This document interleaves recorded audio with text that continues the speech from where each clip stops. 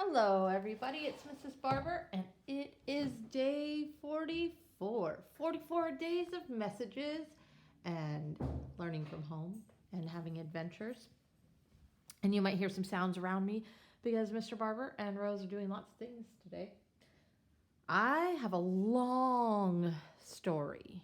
So I'm going to spend most of my time on the long story. And this is one we'll be apart for 3 days this weekend that you might want to listen to again or look up with your mom and dad's help some other Frog and Toad stories. I have a short poem about imagination and a challenge for you at the end. Here we go. It's a pretty short message today because it's all about the story. Arnold Lobel, one of my very favorite authors in the world. Frog and Toad all year. And you know, in our class, Frog and Toad are very special. We have lots of laughs about Frog and Toad. So I thought this is a good one for a 3-day weekend. It is a 5-chapter book. I may make it to the end. I may stop and continue next week. We'll see how it goes. Down the hill, Frog knocked at Toad's door. "Toad, wake up," he cried. "Come out and see how wonderful the winter is." "I will not," said Toad. "I am warm in my bed." Winter is wonderful," said Frog. "Come out and have fun." "Blah," said Toad. "I do not have any winter clothes." Frog came into the house. "I have brought you some things to wear," he said. Frog pushed a coat down over the top of Toad. Frog pulled snow pants up over the bottom of Toad. He put a hat and scarf on Toad's head. "Help!" cried Toad. "My best friend is trying to kill me." "I'm only getting you ready for winter," said Frog. Frog and Toad went outside. They tramped through the snow. "We will ride down this big hill on my sled," said Frog. "Not me," said Toad. "Do not be afraid," said Frog. "I will be with you on the sled. It will be a fine, fast ride. Toad, you sit in front and I will sit right behind you." The sled began to move down the hill. "Here we go," said Frog. There was a bump. Frog fell off the sled. Toad rushed past the trees and rocks. "Frog, I am glad that you are here." Toad leaped over a snowbank. "I could not steer the sled without you, Frog." "You are right. Winter is fun." A crow flew nearby. "Hello, Crow," shouted Toad. "Look at Frog and me. We can ride a sled better than anybody in the world." "But Toad," said the Crow, "you are alone on the sled." Toad looked around. He saw that Frog was not there. "I am all alone," screamed Frog. Bang! The sled hit a tree. Thud! The sled hit a rock. Pop! Plop! The sled dived into the snow. Frog came running down the hill. He pulled Toad out of the snow. "I saw everything," said Frog. "You did very well by yourself." "I did not," said Toad. "But there is one thing that I can do all by myself." "What is that?" asked Frog. "I can go home," said Toad. "Winter may be beautiful, but bed is much better." I love that so much that I must at least read 2. At least 2. I can't stop at 1. Sorry. That was a very funny story. It got me so tickled. Frog and Toad were caught in the rain. They ran to Frog's house. "I am all wet," said Toad. "The day is spoiled." "Have some tea and cake," said Frog.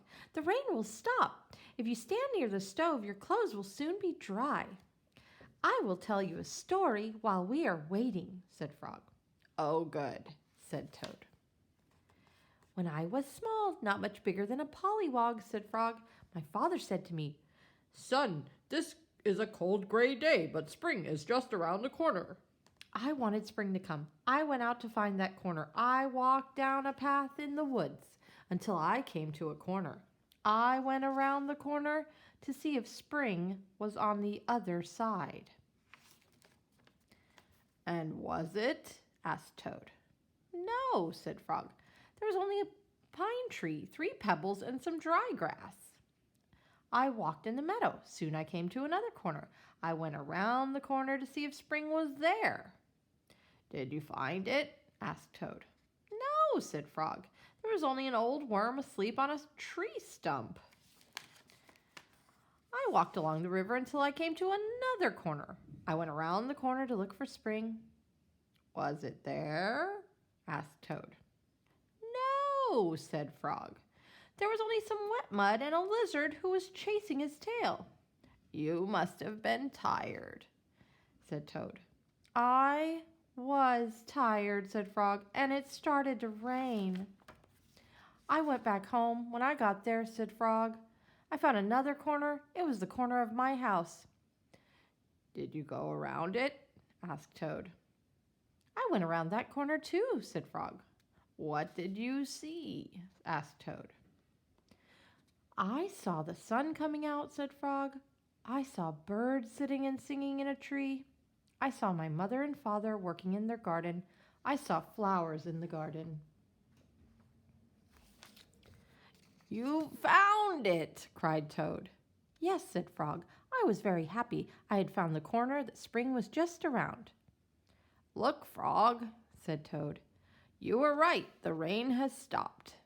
Frog and Toad hurried outside. They ran around the corner of Frog's house to make sure that spring had come again. I like that one. That one was very sweet. The first one was quite silly. The second one was quite sweet. I wonder what the tone of the third story will be. I think that I predict that Frog will still be the optimist. Toad will still be the pessimist, but they will be good friends together in the end. That's what I predict of this story called Ice Cream. I think they're going to eat too much ice cream too. That's my second prediction. One hot summer day, Frog and Toad sat by the pond. I wish I had some sweet cold ice cream, said Frog. What a good idea, said Toad. Wait right here, Frog. I will be back soon. Toad went to the store. He bought 2 big ice cream cones. Toad licked one of the cones. Frog likes chocolate best, said Toad, and so do I.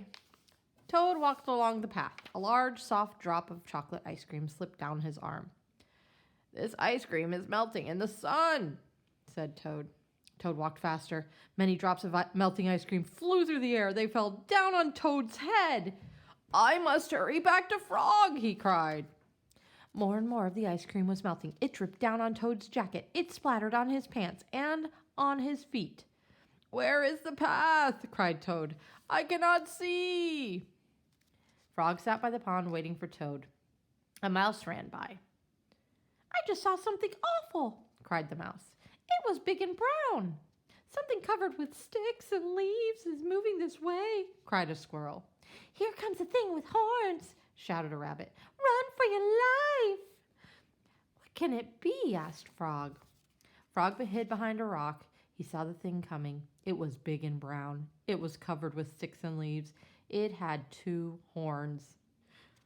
Frog, cried the thing.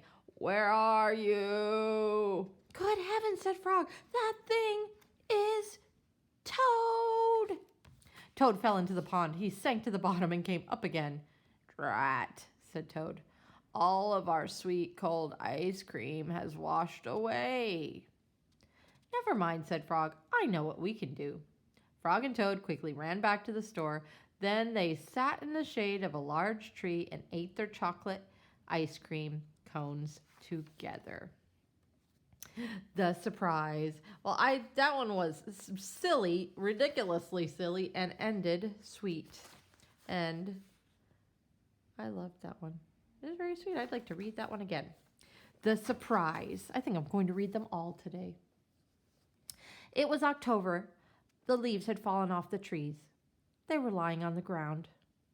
I will go to Toad's house. I will rake all of the leaves that have fallen on his lawn. Toad will be surprised. Frog took a rake out of the garden shed. Toad looked out of his window. These messy leaves have covered everything, said Toad. He took a rake out of the closet. I will run over to Frog's house. I will rake all of his leaves. Frog will be very pleased.